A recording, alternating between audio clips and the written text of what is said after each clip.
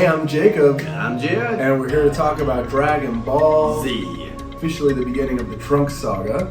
And among our favorite sagas, I think any Dragon Ball fan loves this arc. It might be the best way they start off any arc. Almost like Radish, in a way, of the amount of time. And I think that there's obviously a little bit of parts they fell out in the anime, but just overall, it's pretty much speak to be either information or awesome action. Not the first episode, though. No.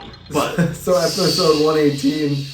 Yeah, we're not gonna talk too much about that. I mean, I do want to point out just like fun things like Krillin training with Roshi and like doing the whole thing where the ocean's around him and he kind of does Kamehameha and then like a tsunami hits. It's a fun thing like that. Why not? I like stuff like that, like showing like because I think back in the day they used to kind of do that every once in a while, just Kamehameha into an ocean to see how powerful they were. So kind of call back to that. Toriyama at this point is having a little more fun. Like I think that he really was serious throughout the Frieza stuff, and I think he's trying to balance it with a little bit more humor and a little bit more inner connectiveness between the characters, and that really starts in this arc. Like honestly, the Z Fighters are kind of in like separate things. Like a couple of characters like each other, but there isn't glue without Goku and no mission at this point. There's really no reason that they are friends besides the fact that they've just battled in the past. There's really nothing holding them together yet again. But what's cool is towards the end of this episode when they start sensing the darkness and there's just this ominous like cloud over the whole planet, and they're all calling each other and meeting up again.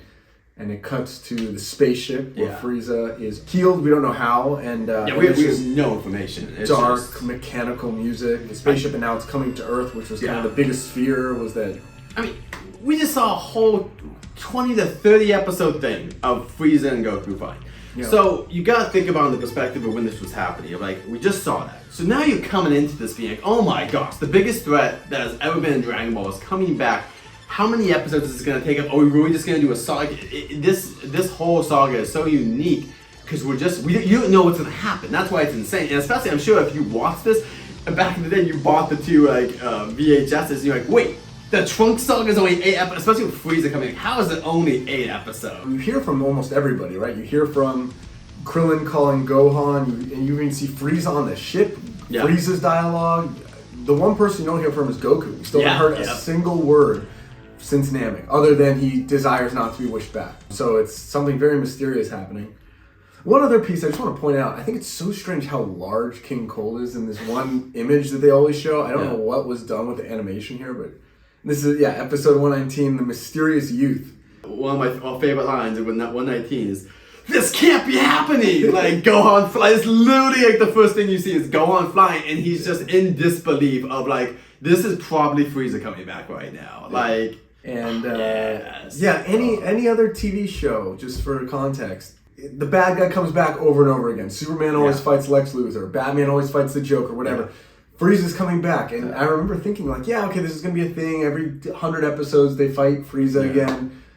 The pacing just changes so radically. This is insane pacing, and like I also want to say that like Frieza seems to be having panic attacks before he sees anyone. Like he's on Earth and just imagine seeing Super Saiyan Goku. I kind of like that. It's a human moment of Frieza. I kind of like that line of him right now. I mean, this is like more like a normal version of Frieza. Like, he has normal fears. He's like super powerful and confident in himself. But he also knows that there are limits to his power, unlike before, which like it just really humanizes him as like a character and makes him, to me, more interesting. And I think King Cold's a really interesting parallel, because again, Frieza's the one who's, you cocky monkey, whatever. King Cold is very calculated and cold. I think that's probably, that's not why he has that name, but he's very like, what's happening, or what's a Saiyan, what's a Goku, like not trying to taunt people, you know, his time is valuable. He just wants to get this over with. Yeah, I mean, he wanted to blow it up. He wanted to blow up Earth before they even get there. Yeah. King Cold's design for a minute, because I do think he's one of the most interesting characters. The cape. I love the cape. Just like, again, it's this fusion of like just Western superhero bad guys, good guys, to wear a cape. I think Vegeta's characterization is already changing, because he always still thought he could take Frieza. It's very interesting how here he's afraid, hiding behind the rocks, telling everyone don't show your power level. He's been training for a long time too. It's interesting how he's still afraid of Frieza. And then Trunks' theme, right? So the first time you hear these like cries in the music is, you don't even see him on screen, but it's just him cutting. Yeah, I was gonna say, Frieza's just like, hey, go start destroying the planet until Goku gets you. And you don't even see it, you just hear this music, and then you hear like the slices, and then like all of his men are just in pieces on the ground, and it's like, what a way to introduce a character. Trunks has an interesting look. He has a weapon he is just cool. The theme. The and second the show, thing they show, there's all this mystery to him, right? Because it's like, you know, whose side is he on? All this stuff, and then before you even see his face, you see the Capsule Corp logo on his shoulder. So there's all these tie-ins and mystery connections and everything right away.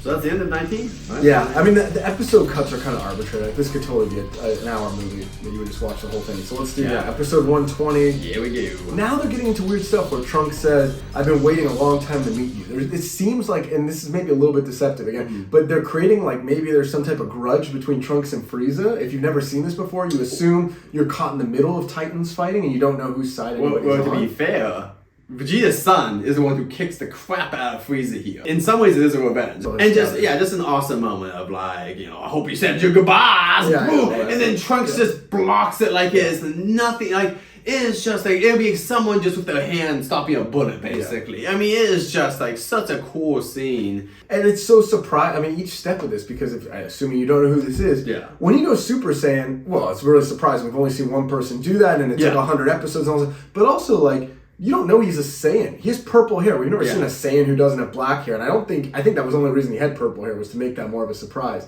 Because that never really happens again. So I do want to say, it's like manga-wise, it makes a little bit more sense that people could have caught on. Because Bulma's hair is originally purple. And they changed it to blue. So that's a little bit more of a hint if you're a manga reader. But yes, in this, it's a little bit more. That's why also it's weird. They changed Trunks' hair to blue in Super because they're trying to match his mom. So there is some weirdness about that where like, he's got another Super Saiyan. And the power-up is pretty. So this is like the second time we've ever seen someone power up to Super. I guess Goku did it twice on Namek after he does his finals. But like third time someone has powered up from base state to Super Saiyan.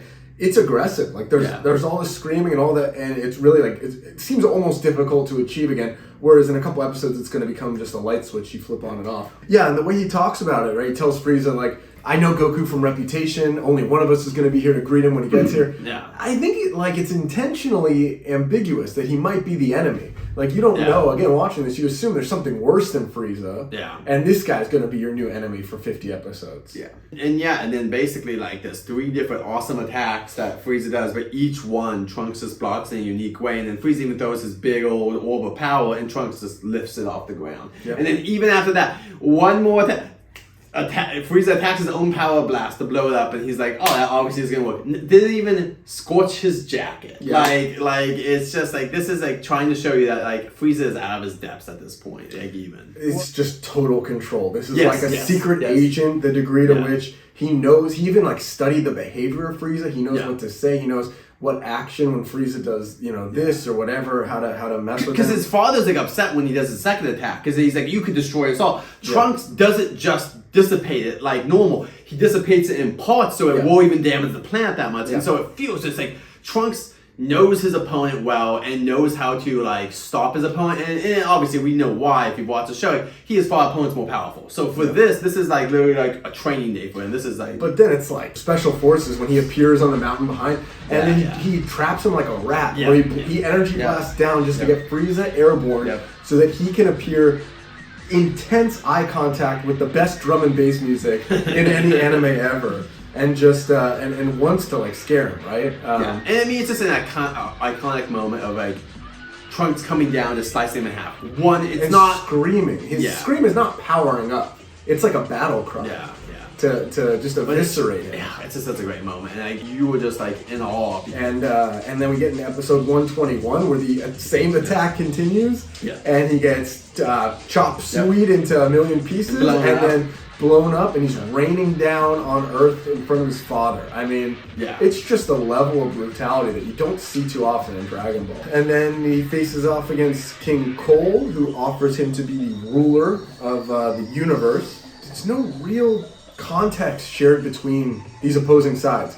Frieza does a flashback explaining how he was in space and he was made stronger in Cyborg. He never tells Trunks or anyone about that and why he's here. And I don't think anyone even knows King Cold is his dad. Maybe King Cold's but also he never asks Trunks, "Who are you? Why are you a Saiyan? Where do you come from?" Like they just know nothing about it. They don't even know his name. The person who killed his son. You know, can I see your sword? But not what planet are you from? Any of this stuff. How like King Cole, like an idiot, thinks that the blade has anything to do with it because it's arrogant. They kind of talk about this like, well, Frieza he's never trained before until Dragon Ball Super. Like, their race is just super powerful and very like, and they just transform a lot. And so for them, they don't think about these kind of things. Like they just think like, oh, it must be a simple. His sword is why I can do it. They don't think it through like warriors because they're not really warriors because they dominate so much. So I think that like, when you're an adult, you can make more sense of it. When you're a kid, you're like, these guys are just idiots. Like how they ever rule any universe or these kind of like limited thought patterns. You know. So Trunks blocks the sword attack and then just puts his hand calmly on the chest, just like. The Vulcan mind pinch or something, just so calm and collected, places his hand gently on the chest, blows a hole straight through him. Again, Trunks, the special forces analogy. He does something no one else, like, he acts so swiftly, but he always lets the other enemy have a first attack. He still always wants the justification to be there. So he lets King Cold attack him with his own sword once, just so he can completely have zero culpability or zero, like anyone who's watching, there's no compunction about him now. Yeah, it gives Frieza 3 chances to walk away basically, and like Frieza does not take any of those chances. But and then the Frieza begs music is playing while King Cold is begging for his life, which is a very interesting reuse of just the cycle. I think of that they're following into the same patterns of behavior. And then instantly, like, it is like maybe 30 seconds after him killing King Cold, he's like, hey, Z-Fighters, you want to go join me to watch Goku come down? I mean, it's just insane. Like, just the amount of, like, just, like, stuff happening and, like, everyone having their favorite soda. And it's crazy. I mean, there was a spaceship full of people he just cut up. Like, these are killing fields. And the mood is now just so disarming and light and power is down. And let's go have some soda pop. Like, It is bizarre. I can see why Vegeta's still so tense during that scene. I mean, you get your Vegeta, Tien, and Piccolo all don't trust him, obviously, and even Krillin doesn't trust him. At the end of this episode, we still have no idea who this guy is. Just a solid arc. You know, my question this week for you guys is honestly, like, if you think there's a better introduction in any of the Dragon Ball Z media, movie, I don't care what, you tell me, because even Broly, who I like, I don't think Broly even has like an introduction like this. Like, it's not very often that we get an introduction of someone as a good character. It's usually that this is the classic Dragon Ball Z cycle of it's a bad guy, okay, then they join the forces. I think the one other time that it happens, and it's very similar to this, is Supreme Kai, where they also think, we don't know if this person's good or bad, and they're kind of testing them to see, okay, now we can let you in on, we're actually a hero, and here's our plan where we need your help. So not much more to say, but some of the best episodes, great saga, Trunks is a great character. I always think about how I need to cosplay as him. Second half of the Trunks saga coming next week. Be excited.